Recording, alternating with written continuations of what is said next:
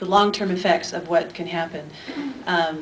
When I was watching the slideshow about the pheromone, of course there's no mention of the microcapsules, and I'm glad to hear a lot of people have talked about that. I started researching this on the web to find out exactly what the inert substances were. The microcapsules are very scary.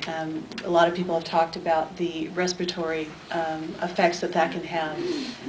They work just like pollen as far as really sticking to the surfaces and staying long term. It is not a short-term thing.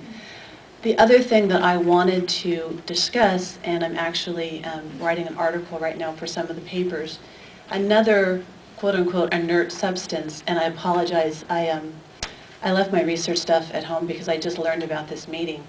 But one of the main ingredients, which can be looked up on the web, that's where I found it, is what's called an endocrine disruptor. What that means is that it turns on the production of estrogen in the body. Anybody who hears that probably knows that that is a key for breast cancer.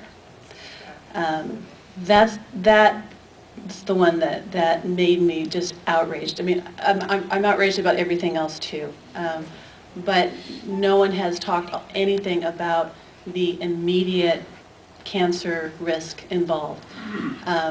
The 643 reports, I agree, were way underestimated as far as the immediate harm. People's eyes and mucous membranes and lungs burned. That is talked about as being a short-term thing, but what I'm very concerned about is the long-term, 10, 20, 30 years down the road when we're talking about a estrogen problem, a possible cancer-causing agent that we're being exposed to, and how that's going to affect our children, everybody long-term. So that hadn't come up, and I wanted to mention that aspect as well.